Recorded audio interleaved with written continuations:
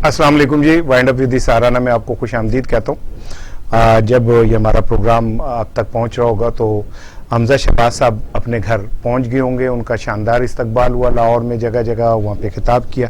मरियम साहिबा उनके साथ थी। मरियम साहिबा ने उनको गले लगाया जेल से जब वो बाहर आए, और उसके बाद उनका जो इस्तकबाल हुआ उसमें मरियम साहिबा ने खिताब करते हुए कहा कि हो सकता है लॉन्ग मार्च की ज़रूरत ही पेश ना आए। अब ये बड़ी मायने खेज बात है कि फिर क्या हो सकता है, अगर ऐसा हो सकता है तो फिर क्या हो सकता है। सेनेट के हवाले से जो सदारती रेफरेंस है पीर को, उसका फैसला आ जाएगा। बड़ा मच अवेटेड फैसला है, तो इस पर सब की नज़र है, क्योंकि इससे पाकिस्तानी सियासत का जो एक रुख है वो बहुत क्लियर हो जाएगा। पता चल जाएगा कि हम क्या करने जा रहे हैं और क्या करने नहीं जा रहे। दिलचस्प बात यह कि पीपल्स पार्टी ने MQM को ये कहा है कि जी आप अगर गिलानी साहब को वोट देते हैं तो हम आपको 2 नशिस्तें सूबाई असेंबली की दे देंगे। बड़ी अच्छी ऑफर है, और कहते हैं सियासत के अंदर ये जोड़ तोड़ तो चलते रहते हैं, लेकिन चले मैं इस पे ये नहीं कहता कि सियासत में जोड़ तोड़ बिल्कुल चलने चाहिए, लेकिन क्या सियासत के अंदर इखलाकियात भी कोई चीज़ होती है या नहीं, इस पे बात करेंगे।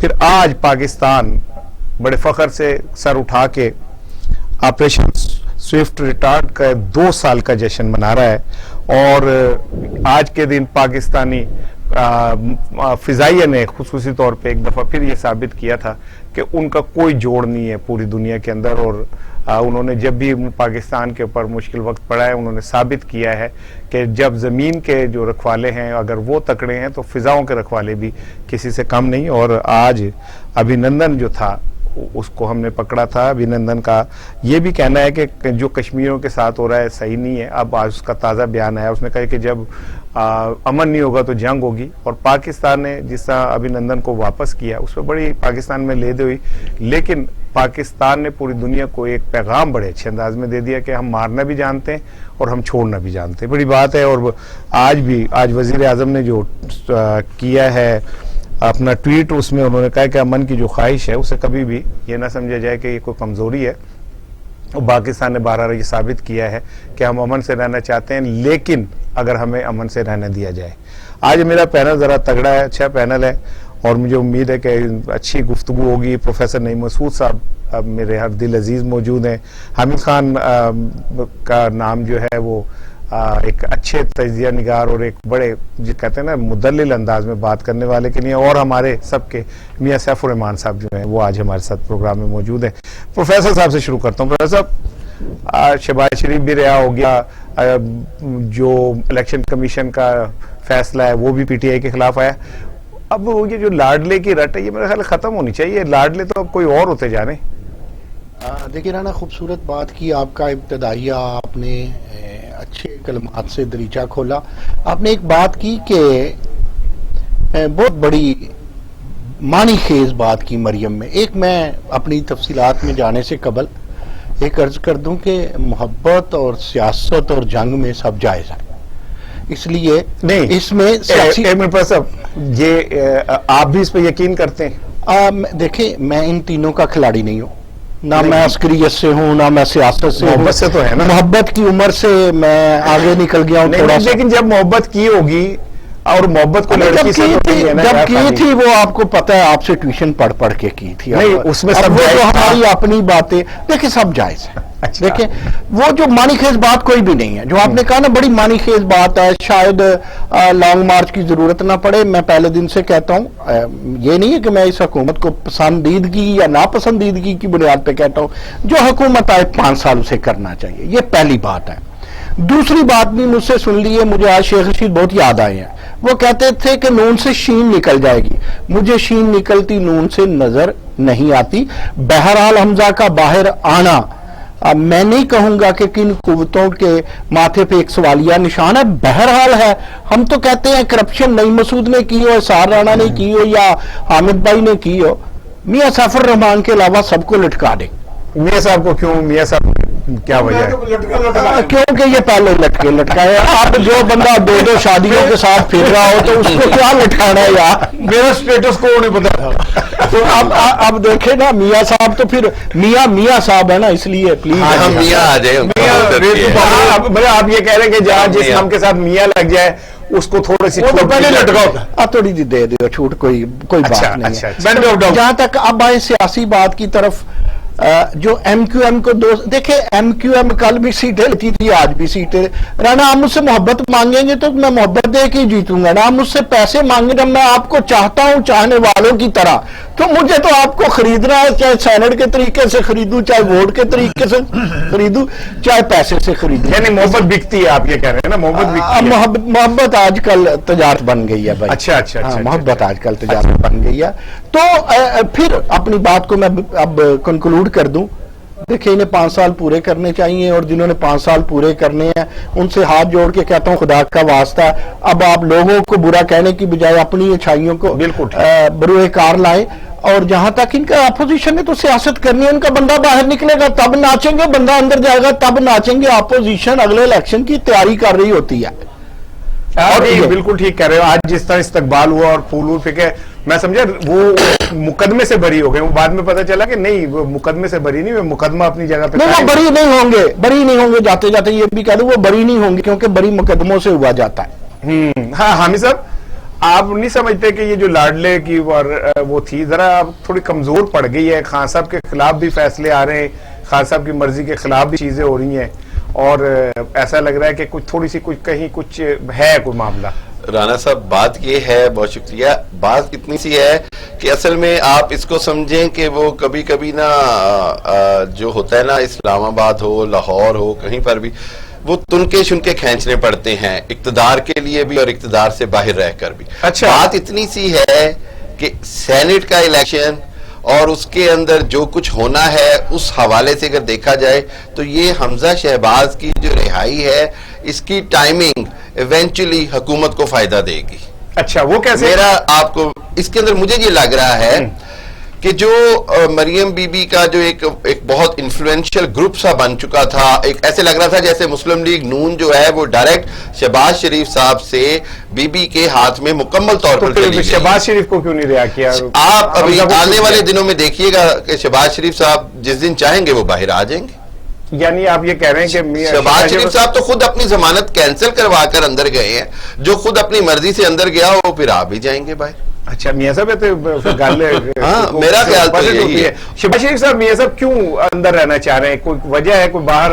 اب تو کورونا بھی ٹل گیا, تو اب کیا خوف ہے؟ کورونا بھی ماشاءاللہ یکم آج سے سارا کچھ کھل رہا ہے, تو جیلیں بھی کھول دینی چاہیے. میرا ذاتی خیال ہے کہ شہباز شریف جو ہے نا وہ ویلنگ ڈیلنگ کے جو میں سمجھتا ہوں رابطوں کے بڑے ماہر ہیں, اور جس کے بارے میں کہا جاتا ہے کہ جی وہ ڈو ہیں, ہاک نہیں ہے مسلم لیگ نون میں, اور ہم نے اور آپ نے ان کو بہت عرصہ کور کیا, جس طرح باقی وزراء اعلیٰ یا وزراء اعظم کو, ان کے اندر ایک میں نے وہ مصلحت بھی جو سیاست دان ہے اس کا وہ میں عنصر ان کے اندر بڑا نمایاں. آپ صحافتی کور کی بات کر رہے ہیں نا؟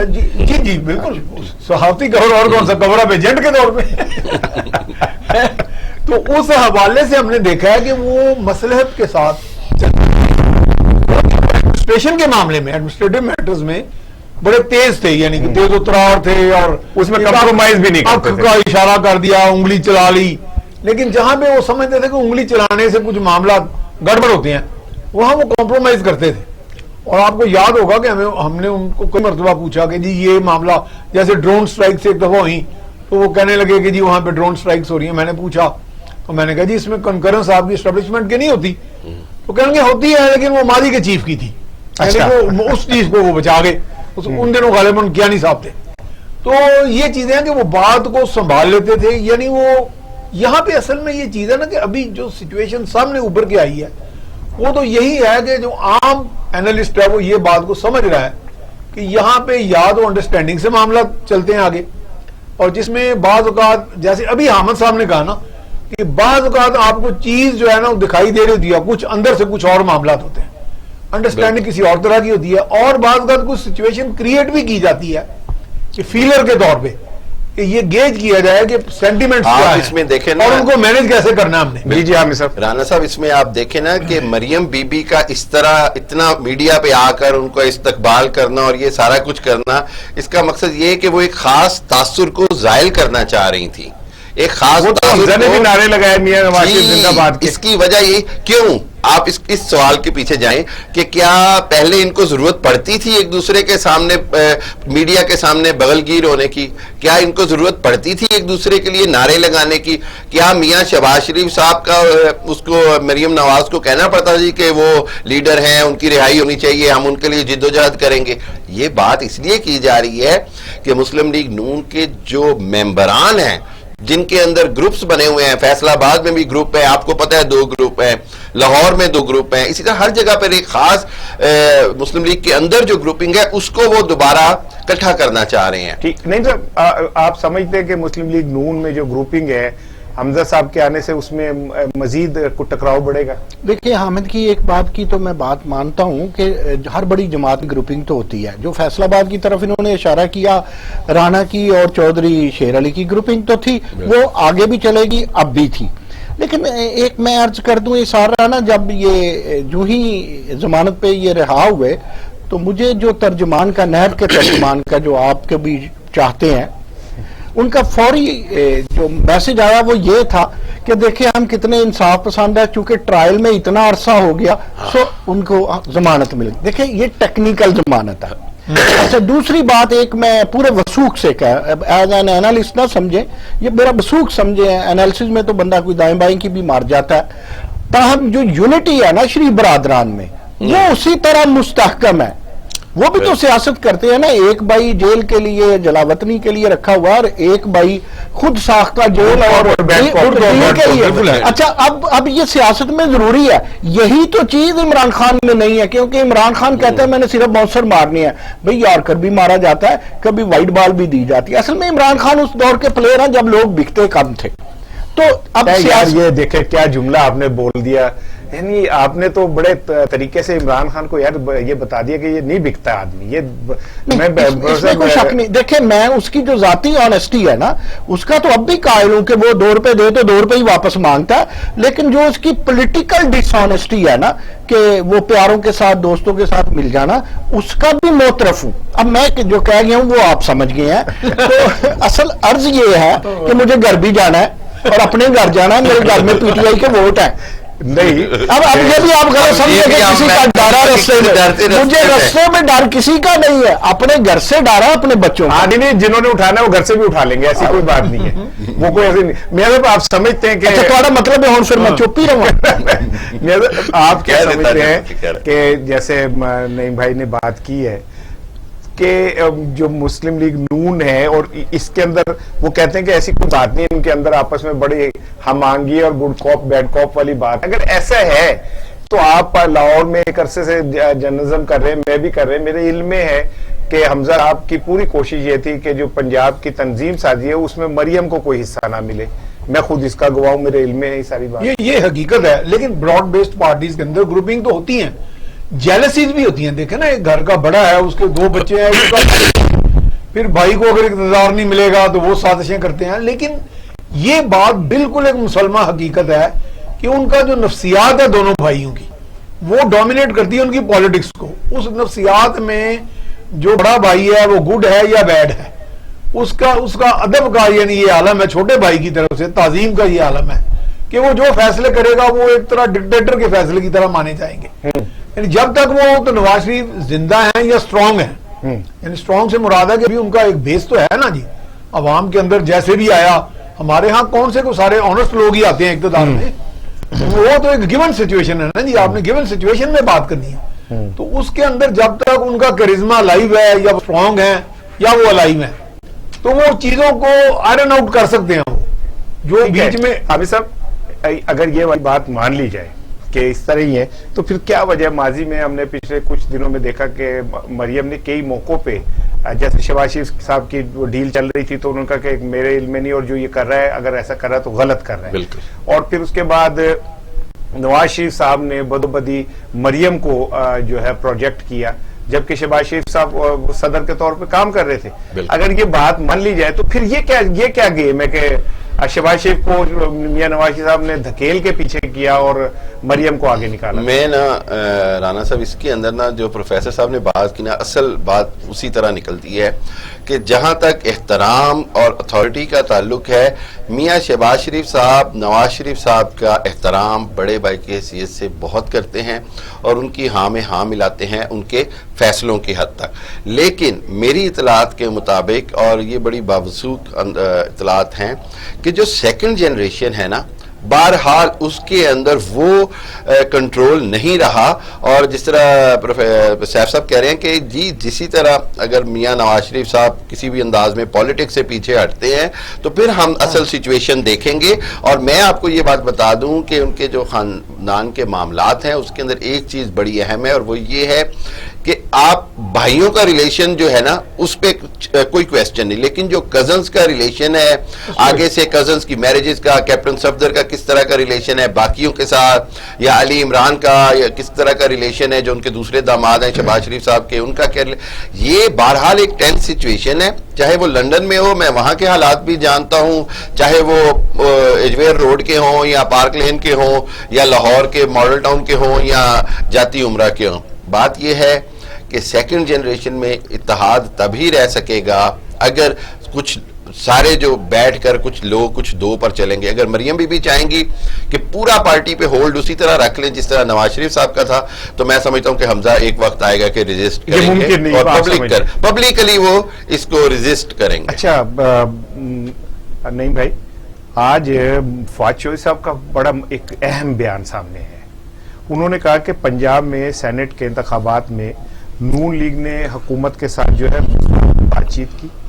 अब मुस्बत बातचीत जो है वो क्या हो सकती है, और ये जो सारे लोग बिला मुकाबला मुंतखब हुए, इसका क्रेडिट तो परवेज इलाही को जाता है जिसने सबको एक पेज पे लाके ये सारा किया। लेकिन अगर ये बड़ी पॉजिटिव बात नहीं है कि नून लीग के मुस्लिम लीग हुकूमत से राब्ते हैं और उस किसी मसले पे तो वो लोग इन लोगों ने एक जिसे कहते हैं कि एक पेज पे आए कि आके इन्होंने कोई फैसला किया। पूरा जुमला, एक तो ये बताऊं कि with the passage of time Fawad Chaudhary mature होते जा रहे हैं, पॉलिटिक्स में मैच्योर मिनिस्टर होते जा रहे हैं, लेकिन उन्होंने जब लेकिन एक बात आप माने, अब तक जितने वजीर इत्तलात हुकूमत के आए ना, Fawad Chaudhary was the best one.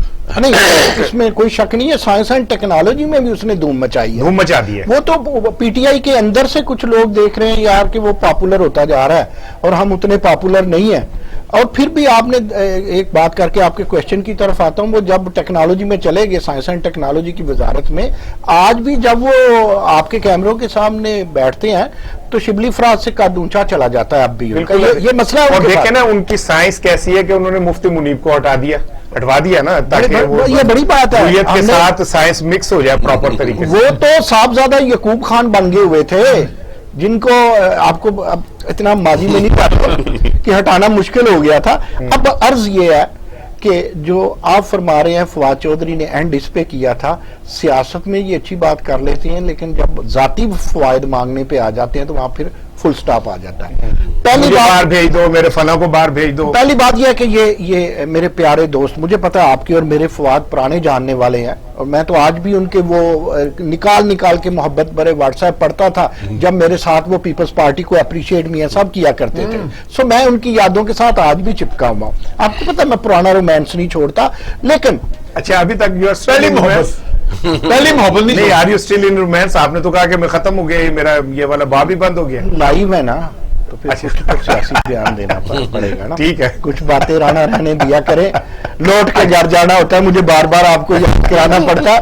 तो देखें, जो पंजाब में बिला मुकाबला इलेक्शन हो गया सेनेट का, अगर ये इतने ही अच्छे हैं आपस में तो डस के क्या मौत पड़ गई थी सबको। 2 बंदे मर गए यार, 2 गरीबों के घर के बच्चे मर गए। देखिए, यकीन करें मैं उस दिन से ना सब मेरे अंदर एक तकलीफ है कि वो मर गए, उनका कोई पूछने वाला नहीं होगा। इन्होंने 2 तकरीरें कर दी, उन्होंने कर दी उनके घर के। मैं फिर बात उसी पे आता हूं, ये सियासत सब माया है, ये सब माया है। یہاں پہ انہوں نے خرچے بچائے ہیں دونوں پارٹی. جہاں سے ہنسی بات آئے گی وہاں مل جائیں گے, صرف عوام کے لیے نہیں ملیں گے. چاہے ہمارے ننیال کے سیاستدان ہو, چاہے ہمارے گدیال کے سیاستدان ہو, وہاں نہیں ملیں گے. عوام کے لیے نہیں ملیں گے. سسرال کے سیاستدان جو ہے ان کا کیا ان سے تو وہ ہم تو سسرال کو ویسے ہی سسرائیل کہتے ہیں, خیر اس لیے ان کا ہم کچھ نہیں کہیں گے. سسرال تو سسرال ہوتا ہے. ہمیں سینٹ کے الیکشن سے عوام کو کیا ملا جب یہ اکٹھے ہوں مہنگائی کے خلاف, اکٹھے ہوں جمہوریت کے خلاف کہ لوگ پورے 5 سال مکمل کریں, اکٹھے ہوں آئین کی بالادستی کے لیے. میاں صاحب میں سوال کرتا ہوں آپ سے, پھر میں حامد کی طرف جاؤں گا. سپریم کورٹ کے اب ہیئرنگ کے دوران چیف جسٹس صاحب نے ایک بڑا زبردست بات کہی. انہوں نے کہا کہ جی اگر جو متناسب نمائندگی ہے تمام جماعتوں کی اس سے آگے پیچھے اگر سیٹیں ہوئی تو اس کا ذمہ دار کون ہوگا. تو یہ پنجاب میں جو کچھ ہوا, کیا یہ اس بات کا تھوڑا سا ریفلیکشن ہے کہ ڈر گئی سیاسی جماعتیں؟ جی میں سمجھتا ہوں کہ ان کی آبزرویشن جو تھی, ویسے تو آبزرویشن بعد میں کیا ایڈوائس فائنل آتی ہے. ویسے مجھے ایک جملہ کہنے دیں گے میاں صاحب. جی ضرور بھائی. دیکھیں وہاں پہ کہا گیا ایک جسٹس صاحب کو کہ یہ کوئی ریاضی کا سوال نہیں ہے, لیکن پنجاب میں تو پھر ریاضی کا سوال ہی بنا. اور دو 4 کلیئر ہوئے. ہاں ریاضی کا سوال ہی بنا. نہیں بالکل. میں تو پہلے دیکھیں اس کو ایک اور زاویے سے بھی دیکھتا ہوں. یہ جو بلا مقابلہ ہوئے, ایک جگہ تو آپ کہہ سکتے ہیں جی سیاسی فہم و تفہیم سے ہو گیا, جی بڑے اچھے انداز میں ہو گیا جی, بجائے کہ لڑائی بڑھائی جائے.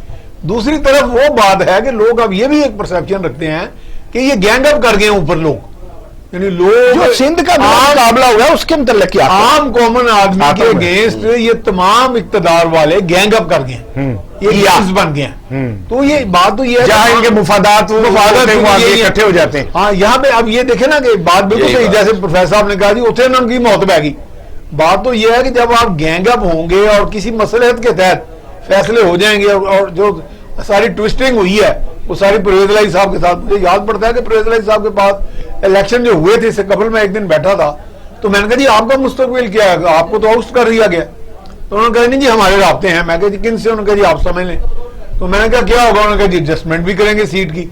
تو میں نے کہا جی آپ کے بارے میں جن سے رابطے ہیں ان کا کیا خیال ہے؟ سلیکٹرز کے بارے میں وہ کہہ رہے تھے, کہتے ہیں ان کی ہمارے بارے میں رائے بہت اچھی ہے. تو اب اس سے کیا نتیجہ اخذ ہوتا ہے؟ تو یہ چیز ہے کہ ایک عام تصور یہ بھی ہے, عمومی تاثر, کہ گینگ اپ کر جاتے ہیں یہ لوگ, یہ جہاں پہ مفاد مصلحت یہ آپس میں طے یہ سب. وہ اسد عمر کے بھائی کا کیا نام ہے جو نون لیگ؟ جی زبیر عمر. یہ زبیر اور اسد عمر بن گئے نا. گھر میں تو چائے کٹھی پیتے ہیں. ہاں گھر میں تو خانہ ان کی آپس میں ایک پوری ایگریمنٹ ہوتا ہے کہ بھی یعنی کسی نہ کسی طرح ایک دوسرے کو ملنا ہو تو پھر ان کے ذاتی گلائش بھی انہوں نے ایک دوسرے کے لیے نکالنی ہے. اب یہ دیکھنا ہے کہ آگے جا کے کیا فیصلے ہوتے ہیں سینٹ کے, کیونکہ سینٹ کے اندر جو آگے چیئر اس کا یوسر ہوتا گیلانی کا اور حفیظ شیخ کا. حفیظ شیخ جو ہے نا وہ حکومت وقت کی تسلسل کی اور طاقت کی علامت ہے. اچھا وہ یہ بھی دیکھیں نا جو پروپیگنڈا ہے کہ جی وہ تو آئی ایم ایف کے کینڈیڈیٹ ہیں اور یہ وہ, تو بھائی وہ کوئی پہلی دفعہ تو آئی ایم ایف کے کینڈیڈیٹ نہیں ہے. میں نے خود ان کی آج جو لوگ انہیں کہہ رہے ہیں کل کو وہی ان کا ماتھا چومتے تھے اپنی. اچھا مجھے اگر کہہ رہے ہیں وہ زرداری کی دریافت ہے تو غلط تو نہیں ہو. ہاں زرداری صاحب کی دریافت ہے. حامد صاحب آپ سمجھتے ہیں کہ جو اسلام آباد کا جو الیکشن ہے وہ طے کر دے گا آنے والی سیاست کا رخ؟ بالکل رحان صاحب, دیکھیں میں نے ایک پروگرام میں بڑا واضح کہا, میں نے کہا اگر یوسف رضا گیلانی کسی بھی چمتکار سے بھی اگر وہ پہنچ گئے سینٹ میں تو سمجھیں کہ پرائم منسٹر عمران خان کے اوپر عدم اعتماد کے جو بادل ہیں وہ گہرے ہو گئے. لیکن میرا خیال ہے کہ میرا ایک خیال ہے کہ یوسف رضا گیلانی نہیں آ سکیں گے سینٹ میں. اس کی وجہ ہی یہ ہے کہ آپ سمجھیں کہ جو سارا معاملہ ہے حفیظ شیخ صاحب کا, اور جو جس وجہ سے ان کو لایا گیا, جس وجہ سے وزارت خزانہ دی گئی اور پھر آبجیکشن لگایا جی کہ یہ منسٹر یا اس میں پارلیمنٹ کا حصہ نہیں ہے, تو اس ساری چیز کو پورے پلاننگ کے ساتھ پوری ایک مصلحت کے ساتھ کیا جا رہا ہے. میرا خیال ہے کہ اس پہ کوئی کمپرومائز نہیں ہوگا, اور یوسف رضا گیلانی جو ہیں وہ 160 ووٹ وہ جو کھڑے ہیں اگر وہ بھی پورے لے جائیں تو بڑی بات ہے. میں یہ کہوں گا کہ آپ دیکھیے گا کہ ووٹ شاید جو پی ڈی ایم اور جو اپوزیشن ہے اس کے اپنے کچھ کم ہوتے نظر آ رہے ہیں. نیشنل اسٹیبلشمنٹ کو نہ بھولیں آپ, بالکل نہ کریں. اور ویسے بھی حفیظ شیخ جو ہے وہ مطلب ہر طرح سے قابل قبول ہے, ہر انداز میں. پی ٹی آئی میں بھی ہوں, پیپلز پارٹی کا بھی ان کا ایک اٹیچمنٹ ہے, اور مقتدر حلقوں سے بھی آپ کو پتہ ہی ہے. ٹھیک ہے نعیم صاحب, آپ سمجھتے ہیں کہ جو اسلام آباد والا الیکشن ہے, جیسے میں ابھی بات کر رہا تھا اور حامد صاحب نے بھی کہا کہ حفیظ شیخ جو ہے وہ بآسانی جیت جائیں گے اور پی ڈی ایم کے جو ووٹ ہیں وہ بھی کم ہو جائیں گے, اگر اوپن بیلٹ ہو گیا تو کیسے آپ یہ سمجھتے ہیں کہ پی ڈی ایم کے ووٹ کم ہو سکتے ہیں؟ پھر تو پی ڈی ایم کے ووٹ پورے پڑیں گے. دیکھیں پورے پڑے یا کم پڑے, یوسف رضا گیلانی خفیہ بیلٹنگ سے جیتے ہیں. ایف سیکرٹ بیلٹنگ اکر ہوئی یوسف رضا گیلانی ٹھیک ٹھاک جیت جائیں گے. جی ڈی اے سے لے کے پرویز خٹک تک اور کاف لیگ سے لے کر کے بلوچستان اور ایم کیو ایم تک انہیں ووٹ دیں گے. وہ میری بات سن لیجئے, وہ ووٹ دیں گے. اچھا وہ آپ کے سامنے اعلانات بھی آ جائیں گے, کیوں ان سے پوچھئے گا, میں بھی بتاؤں گا کیوں. بات ارض صرف یہ ہے کہ it's totally depend upon the خفیہ بیلٹنگ, ورنہ وہ نہیں جیتیں گے. ہاں میں آگے بات چلاتا ہوں. اگر یوسف رضا گیلانی جیت جاتے ہیں, میرا جملہ اگر جیت جاتے ہیں, حکومت کو کوئی فرق نہیں پڑے گا, کیونکہ میرے دوستوں نے دونوں کو راضی رکھنے کی قسم کھا لی. ایک بریک لیتے, بریک کے بعد ایک چھوٹا سا بریک کے بعد آتے ہیں اور آگے یہیں سے بات شروع کریں گے کہ دوست دونوں کو لے کے کیسے چلتے اور کیوں چلتے. ایک چھوٹا سا بریک.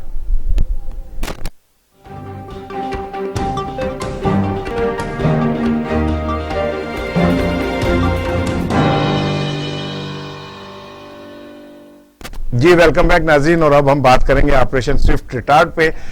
2 سال پہلے پاکستان نے دنیا کو اور بھارت کو ایک سرپرائز دیا, اور یہ سرپرائز یہ تھا کہ بھارت جو بہت چڑھ کے بول رہا تھا, بڑھ کے بول رہا تھا, اور اس کے جو میڈیا کے اینکرز تھے ان کے جو ووکل کارڈز تھے وہ پھٹنے والے ہو گئے تھے, اور ایسا لگتا تھا کہ پتہ نہیں بھارت پاکستان کو کھا جائے گا, پتہ نہیں بھارت جو ہے وہ پاکستان کو جیب میں ڈالے گا, اور پتہ نہیں پاکستان جو ہے نا وہ چھپ کے کہیں بیٹھ گیا ہے. اور پھر پاکستان نے ایک سرپرائز دیا, اور وہ سرپرائز اتنا زیادہ سرپرائزنگ تھا کہ بھارتی تو سکتے میں آیا ہے, پوری دنیا میں بھی ایک یہ بات پھیلی کہ پاکستان نے اتنا تیز کوئک ایکشن کیا, اور اس کے بعد اتنے کوئک اور جسے کہتے ہیں 100% جو ہے وہ ریزلٹ لیے. ابھی نندن کی شکل میں پاکستان کو ایک ایسا دشمن ملا جو پاکستان کی بولی اب تک بول رہا ہے, اور ایک ایسا دشمن ملا جو جانے کے بعد چلا تو گیا, وہ آیا بھارتی تھا اور گیا پاکستانی. اب اس سے جب بات کریں تو وہ پاکستان کی مہمان نوازی, پاکستانیوں کے بڑے پن کی بات کرتا ہے, امن کی بات کرتا ہے. یہی ہمارا پیغام ہے, اور یہی بات بھارت کو ہم کہنا چاہتے ہیں کہ ہم امن سے رہنا چاہتے ہیں. ہمارے 72,000 شہید ہوئے, ہمارے اربوں ڈالر ڈوبے اس دہشت گردی کے سو کالڈ جنگ کے اندر. ہم لوگ جو ہے آج بھی زخم ہے, ہماری اکانومی ابھی تک نہیں سنبھل سکی, اور اگر کوئی ہمیں یہ سمجھتا ہے کہ اس طرح پوری دنیا میں شور مچا کے تنہا کر سکتا ہے, تو اب جو یورپی یونین کی لیب نے بھانڈا پھوڑا ہے, پھر امریکن اداروں نے بھانڈا پھوڑا ہے, وہ میرے خیال ہے بھارت کے لیے کافی ہے. ابھی وقت ہے بھارت یہ سمجھ لے کہ اچھے دوست کی طرح رہے, تو پاکستان بھی اور بھارت کے غریب عوام دونوں کے لیے فائدہ ہوگا. حامد بھائی, آپ آج کے دن کے متعلق آپ کیا سمجھتے ہیں کہ ہم نے بہرحال ایک سرپرائز تو دیا بھارت کو؟ رانا صاحب دیکھیے, بات یہ ہے کہ جب 25 فروری کو جب بھارتی جو ایئر سٹرائک, نام نہاد ایئر سٹرائک کے اوپر آئے اور ہمارے 4 درخت اور 1 کوے کو انہوں نے مارا, تو اگلے دن D G I S P R نے بڑا واضح کہہ دیا کہ ہماری طرف سے اب سرپرائز آئے گا, اور ہم کوے نہیں ماریں گے, اور ہم کوے نہیں ماریں گے. اور مزے کی بات بتاؤں رانا صاحب, میں نے اسی وقت ایک ٹویٹ کیا, اور وہ انڈین فلم کا ایک ڈائلاگ تھا, کرارا جواب ملے گا. اچھا, اور 4 گھنٹوں کے بعد ہم نے دیکھا کہ کیسے آپریشن سوئفٹ ریٹارڈ سٹارٹ ہوتا ہے, اور پاکستانی ایئر فورس کے جو شاہین ہیں وہ کیسے دشمن کی سرحد کے سامنے جا کے لائن اپ ہو کے دشمن کو للکارتے ہیں.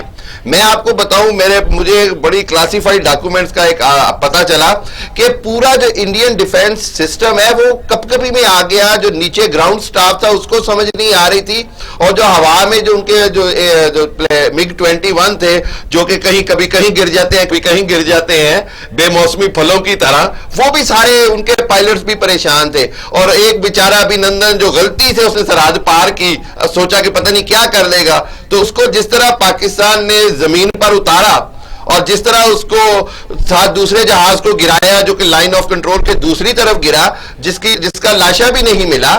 تو بات یہ کہ پاکستان نے ایسا جواب دے دیا, ایسا کرارا جواب دے دیا کہ پورا بھارت, پورا انڈیا سکتے میں آ گیا. ان کو سمجھ نہیں آ رہی تھی کہ ان کے ساتھ ہوا کیا ہے, لیکن یہ ایک پیغام تھا پاکستان کی طرف سے کہ امن سے رہنا ہے تو امن سے رہو. پاکستان بھارت کا دشمن نہیں ہے, انڈیا پاکستان کا دشمن ہے. پاکستان تو صرف جواب دیتا ہے اور وہ جواب دینا اس کا حق ہے اور وہ ہر حالت میں دے گا. اور یہ پیغام تھا کہ تم ہمارے درخت اور کوا بھی مارو گے تو ہم تمہارا جہاز بھی گرائیں گے, تمہارا ابھینندن بھی لیں گے. ہاں, جینیوا کنونشن ہے, وار پریزنرز کا کنونشن ہے, اس لیے ہم نے اس کو واپس بھی کیا. اور ہم نے اس کو جو ہماری جو اللہ کے نبی صلی اللہ علیہ وسلم کی جو تعلیمات ہیں اس کے مطابق کہ جی جنگی قیدیوں کے ساتھ حسن سلوک کرو, یہ حسن سلوک تھا جو وہ فینٹاسٹک ٹی اس کو دی گئی جس کا وہ معترف ہو گیا. اور میں آپ کو یہاں پر بتاؤں ایک بات, پاکستان کبھی بھی پوری فوج, افواج پاکستان, نیوی, فضائیہ, انہوں نے یہ بات ثابت کر دی کہ جب تک 22 کروڑ عوام ان کے پیچھے ہیں وہ عوام کو کبھی مایوس نہیں کریں گے. یہ سب یہاں پہ ایک چیز میں ضرور مینشن کروں گا, آپ بھی اس پہ بات کیجئے گا کہ اس دور میں جنرل آصف غفور ڈی جی تھے ISPR کے, اور ISPR نے جتنی خوبصورتی سے اس ایشو کو ٹیکل کیا, پوری دنیا نے مانا, بھارت نے مانا اس ایشو کو. اور ان دنوں میں ISPR کی جو خوبیاں تھیں وہ کھل کے, میں ISPR سے میرا کوئی تعلق نہیں, آج تک آپ دیکھیں ISI کے بعد وہ ISPR سے بھی ڈرنے لگ گئے. ISI سے ISPR کر کے آج تک ISPR کے آپ کا وہ بھی تو پاکستان کا ادارہ ہے, میں تو یہ کہوں گا ہمارے لیے زیادہ قابل جگہ. امریکہ بھارت نے کئی سالوں سے, کئی دہائیوں سے یہ ہائیبریڈ 5th جنریشن وار جو جسے نفسیاتی جنگ سائے وار کرتے ہیں, اتنا پروپیگنڈا آفینسو لانچ کیا ہوا تھا اور بمبارڈمنٹ کر رہا تھا دنیا بھر میں, اپنے کس کے سفارتکاروں کے ذریعے, اپنے ڈائسپورا کے ذریعے, اور اپنا ان کا میڈیا جو باقاعدہ میڈیا جو وار مونگرنگ میڈیا جن کے اندر ان کے اندر جو اکثریت ہے وہ کشمیر پہ تسلط کو بھی سپورٹ کر دیتے ہیں. ہم بھی میڈیا والے ہیں, ہمارے سے تو گلے ہیں بلکہ حکومتوں کو رہتے ہیں کہ جناب ہماری کو اچھی پالیسی کو بھی تنقید کر دیتے ہیں. نہیں, ہمارے تو بہت سارے جو بڑے سوکا لینکر ہیں وہ بیٹھ کے بلوچستان کے اوپر, میں وہی کہہ رہا ہوں کہ سر آزادی صحافت کے نام پہ ہم ریڈ لائن کراس کر گئے. میڈیا والے ہونے کے ناطے ان میڈیا والوں سے یہ ضرور گلا ہے کہ آپ ہر بری بات کو بھی آپ اس کو ایڈوس کر دیتے ہیں, توثیق کرتے ہیں. اب آئیں آپریشن ریٹارٹ جو ہے سوئفٹ ریٹارٹ, اس کی پوری تاریخ ہے پاک فضائیہ کی سن 65 کی جنگ سے لے کے آج تک کی. اس وقت بھی ایک فلائٹ لیفٹیننٹ کریاپا جو ان کے جنرل کے بیٹے تھے وہ لاہور میں مار گرائے گئے تھے, اور وہ جا کے ادھر جو ہمارا محمود بوٹی بند وغیرہ پہ گرے تھے, لوگوں نے جا کے ان کو پکڑ لیا تھا, مارنے کی کوشش کی, مسلح فوج نے جا کے بچایا. پوری ہاسپٹیلٹی جنیوا کنونشن کے تحت پرزنر آف وار کی, اور وہ بھی باقاعدہ ان دنوں چونکہ ہمارا میڈیا اتنا تیز نہیں تھا, الیکٹرانک بھی نہیں تھا, اخبارات چند گنے چنے تھے, تو اس لیے ان کے یہ جو کمنٹس نہیں آئے تھے. تو پاکستان نے اس میں بھی ہاسپٹیلٹی شو کی یہاں کی عوام نے, اور سرپرائز کا ایلیمنٹ جو ہم نے خود دیکھا کہ جس طرح ان کے نیٹ طیارے یہاں پاکستان کی لاہور کی فضا میں آئے اور جس طرح ان کو مار گرایا گیا. اور اچھا میاں صاحب, چابک دستی سے اور جرات کے ساتھ میں نے کہیں پڑھ رہا تھا, میرے اطلاعات بھی تھی کہ پاکستان نے ایک وقت میں انہیں یہ بھی بتایا کہ یہ ہمارے ٹارگٹ پہ اس ٹائم موجود ہے, اور کوئی ایک ایسی جگہ بھی تھی جہاں ان کے آرمی چیف بیٹھے تھے اور پاکستان نے بتایا کہ یہ ہمارے, ہم چاہیں تو ہم یہاں پہ ٹارگٹ ہٹ کیا. وہ بھی دیکھیں, یہ تو آپ کس حوالے سے کہہ رہے ہیں جو نیوکلیئر کا,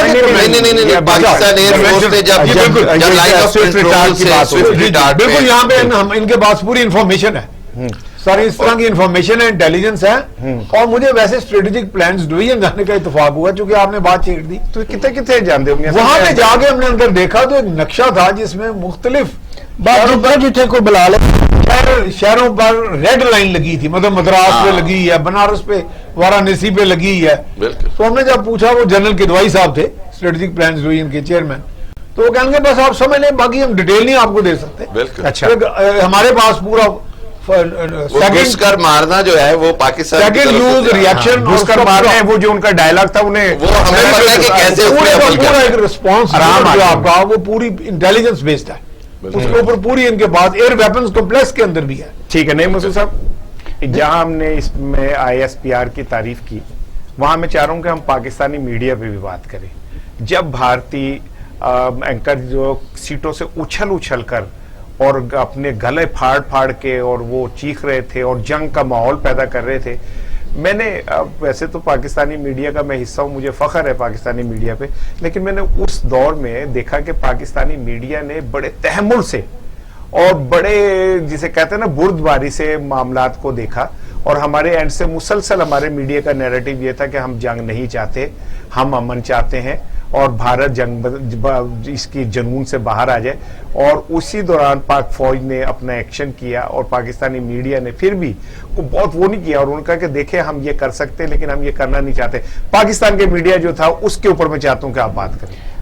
पाकिस्तान की मीडिया पे बात करने से पहले एक जुमला मैं अर्ज कर दूं कि जो आप पाकिस्तान आर्मी की बात कर रहे थे, ये एज अ जर्नलिस्ट नहीं, एज अ एनालिस्ट नहीं है, पूरी दुनिया जानती है, सदाकत आमा है कि one of the best Pakistan army है, अस्करी एतबार से भी बेस्ट है, फजाई एतबार से सारे हमारे बहरी को देख लें सब काबिल तारीफ है। जहाँ तक बात करते हैं ना आप सहाफियों की, राना अगर इसका क्वालिटेटिव जायजा लें तो हम बहुत बेहतर है इंडिया से, हम बहुत बेहतर इंडिया के। कोई आपको यहाँ पाकिस्तान में वो भी जर्नलिस्ट मिल जाएंगे, कोई बाज़ इंडिया की अच्छी बात हो तो कह देते हैं, यानी हम उनकी उब्बल वतनी पर शक भी नहीं करते। और इंडियन मीडिया इतना बुरा है कि अगर कोई उधर का अच्छा न्यूट्रल जो बैनुल अक़वामी अमूर का माहिर एनालिस्ट है, वो अगर पाकिस्तान की जायज तारीफ भी कर दे तो वो वहां पे अक़लियत करार दे देते हैं, यानी वो सच्चाई नहीं सुनना चाहते। हमारा मीडिया इंडियन मीडिया से कोई मुआवजा ही नहीं, हम क्वालिटी के एतबार से बेहतर है। हम मेरी तरह के दो चार लोग हैं जो कभी कभी हुकूमती कसीदे लिखते और हुकूमती बोलियां बोलते हैं, लेकिन वो हम अपनी हुकूमत की बोलते हैं, दलील उसके लिए भी रखते हैं। आपने कभी वैसे लिखा है कालम अब रिसेंट हुकूमत की तारीफ में कोई आपने? मैंने नहीं, मैं मियां साहब से पूछ रहा हूं। मियां साहब गरीब आदमी ना अंग्रेजी आंदी है ना पैसे आंदे ने, बड़े सौखे ही हैं असी। अच्छा, लेकिन मियां साहब देखे हमारा बड़ापन तो ये कि पाकिस्तान के कुछ मीडिया के जो इंस्टीट्यूशन थे वो तो इंडिया के फंडिंग से भी चलते रहे हैं, बिल्कुल है, बिल्कुल, और हम वो चलवाते नहीं। इसमें देखिए बाकायदा मैंने अपने लेकिन इससे वो बात उधर न लेके जाए, हम क्वालिटी हमने फिर भी इम्प्रूव की है। मैं कह रहा हूँ कि हाँ इतनी आजादी है कि भारत हमारे मीडिया के, लेकिन ये राणा साहब आप सीनियर आदमी है और भाईजान भी सीनियर आदमी है साहब, मेरी एक रिक्वेस्ट साहब भाई सुन लें, आपकी आवाज तो दिल्ली तक जाती है, राणे की भी जाती है। अगले दिन ठोक रहे थे एक इंडियन मीडिया पे बैठ के राणा साहब, मैं कर्ज करूंगा पाकिस्तान मीडिया इंडिया से तो बहुत बेहतर है, लेकिन बैनुल अक़वामी सतह पे हमारा कोई एक चैनल मियां साहब हम नहीं करता बातें, राणा साहब आप भी इंग्लिश का हो या उर्दू का हो, एक बैनुल अक़वामी हमारी आवाज होनी चाहिए। बीबीसी और CNN से गुजारा नहीं होगा। आप जैसे बासलाहियत लोग हैं, इतने अच्छे जर्नलिस्ट होने के बावजूद राणा साहब ये मेरा एक मासूम सा जवाब है। मैं एक बात इंटरनेशनल लेवल पे मैंने सारे पहले प्रोग्राम में मैंने कहा था कि इत्तेफाक से जब मैं यूनाइटेड नेशंस जनरल असेंबली के इजलास में गया, फिर गए कितने जानते हैं, मैंने देखा वहां पे हमारे मीडिया की जो इंटरनेशनल फेस स्टैंडिंग है वो बहुत वीक है। अच्छा, यानी जिसमें आपका जितना प्रोपेगेंडा आपके अगेंस्ट कोई अच्छा बुरा झूठ बोल दे वो मियां साहब की माफ अमेरिका यूके कनाडा में सहाफी खरीदे हुए हैं अपने, आप काउंटर कर ही नहीं सकते उनको, और आपका सहाफी प्रिपेयर भी नहीं है, आपका तो एक्सपोजर ही नहीं है, आपका एक्सपोजर है चूंकि आपका बाहर मैंने मतलब काम किया इंटरनेशनल मीडिया के साथ, इतने इदारों के साथ, इंग्लैंड में, यूरोप में।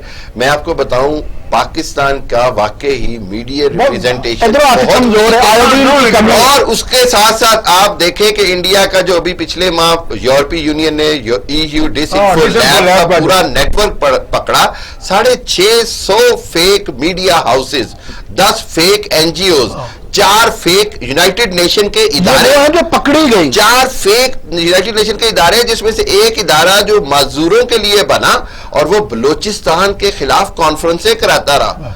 ایک ادارہ جو بنتا ہے اور اقوام متحدہ کے عہدیداروں کا اور استعمال ہوتا جی ایک ادارے میں اس شخص کو مہمان خصوصی شو کیا گیا جس کی عمر 94 سال، اس کو فوت ہوئے 11 سال ہو گئے، اور وہ اقوام متحدہ کی بلڈنگ میں خطاب کر کے چلا گیا۔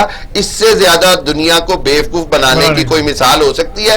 بدقسمتی یہ کہ ان کا پروپیگنڈا رانا صاحب اتنا سٹرونگ ہے کہ دنیا کو نظر ہی نہیں آیا، 2004 سے چلتا آ رہا ہے۔ سو آپ ایک بھائی پھر ہمیں ہماری حکومتوں کو چاہیے نا کہ انٹرنیشنل میڈیا کی بہتری کے لیے بہت ضروری ہے صحافیوں کو سہولتیں دیں اور انہیں پروفیشنلی، میں ریکویسٹ کرتا ہوں گورنمنٹ آف پاکستان انہیں پروفیشنلی اسٹیٹ لیول کے اوپر یہ جو ہم پی ٹی وی یا دوسرے میڈیا ہے نا، اس کے ساتھ ساتھ ایک ایسا میڈیا ہاؤس ہونا چاہیے جو پاکستان کا narrative as international plate form پہ لے کے جائے۔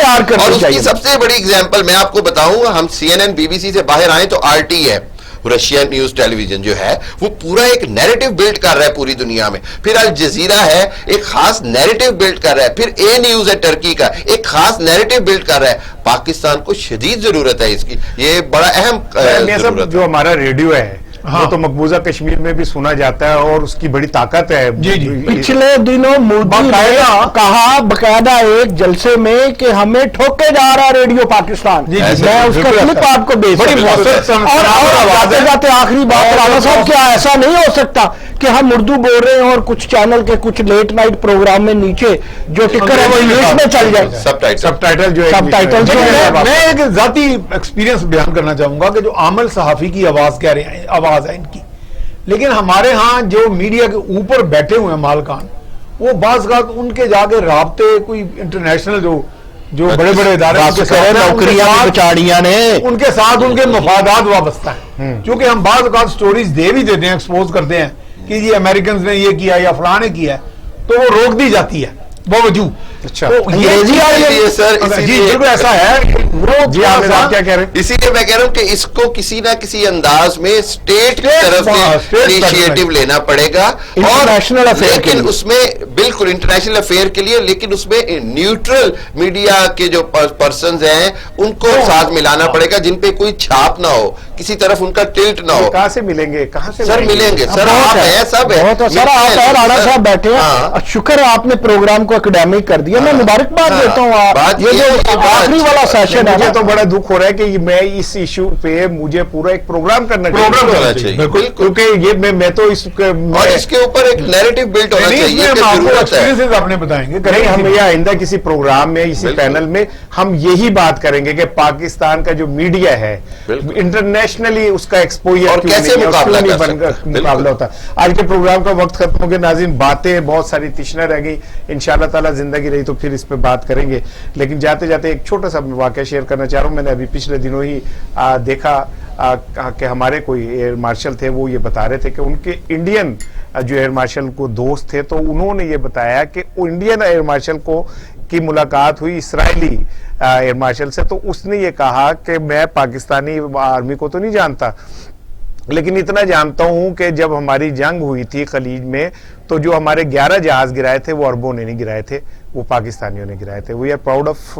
آور army, we are proud of our فضائیہ، اور ہم ہر اس پولیس سمیت تمام ان لوگوں کے شکر گزار ہیں جو اس ملک کی سلامتی کے لیے اور امن کے لیے اپنی زندگیاں داؤ پہ لگاتے ہیں۔ انشاءاللہ اگلے ہفتے ملاقات ہوگی، اپنا خیال رکھیے گا، السلام علیکم۔